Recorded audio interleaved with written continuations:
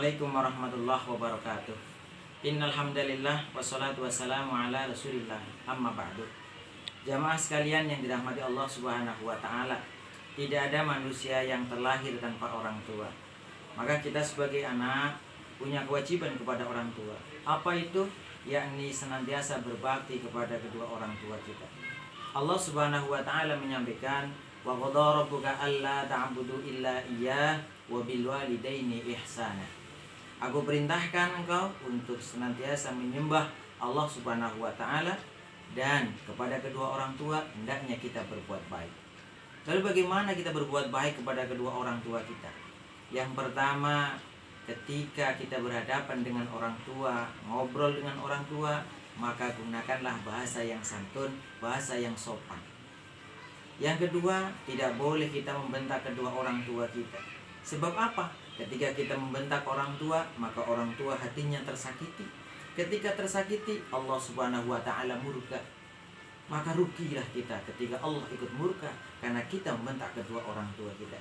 Jadi walaupun barangkali ada yang tidak cocok dengan orang tua kita, maka jalan satu-satunya adalah bersabarlah. Yang ketiga, hendaknya kita mencukupi kebutuhan orang tua. Seandainya orang tua kita tidak mempunyai apa-apa, walaupun orang tua kita kaya, orang tua kita punya segalanya, tapi kita juga tetap sebagai anak untuk senantiasa memberikan sesuatu kepada orang tua. Sebagai apa? Untuk membahagiakan kedua orang tua. Karena kebahagiaan orang tua akan mendatangkan ridho Allah Subhanahu wa taala.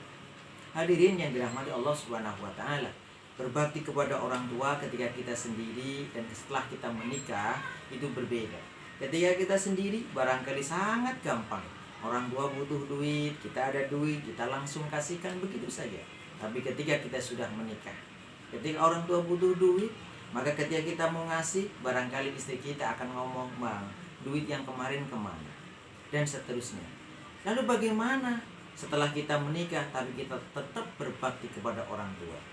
Maka caranya adalah ketika orang tua itu berhubungan dengan suami kita, maka yang inisiatif untuk berbuat baik adalah istrinya.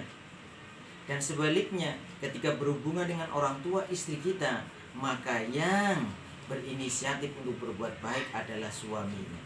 Misalkan orang tua suami kita mau mengadakan acara doa, kirim doa dan sebagainya. Ketika mendengar yang semacam itu, maka istrinya yang inisiatif. "Abang, saya mau beli minyak, saya mau beli telur, saya mau beli mie." Untuk apa? Karena abang orang tuanya mau kegiatan yasinan. Saya juga mau membantu mereka di sana untuk ikut masak-masak.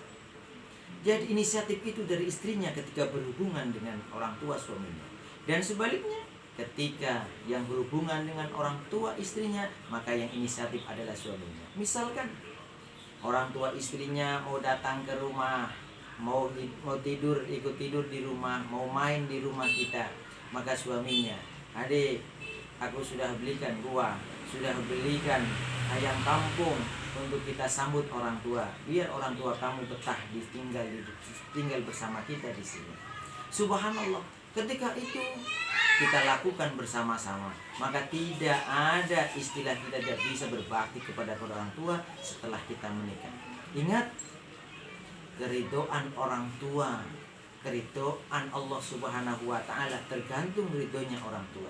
Dan murkanya Allah Subhanahu wa taala juga tergantung murkanya orang tua. Maka pastikan orang tua kita selalu ridho kepada kita, orang tua kita selalu ikhlas kepada kita, dan insya Allah akan mendatangkan keberkahan dalam hidup berumah tangga kita. Amin ya rabbal alamin. Pergi ke Jakarta takut corona, pergi ke Surabaya tidak ada ongkosnya. Kalau kita ingin hidup mulia, hormat selalu kepada kedua orang tua. Assalamualaikum warahmatullahi wabarakatuh.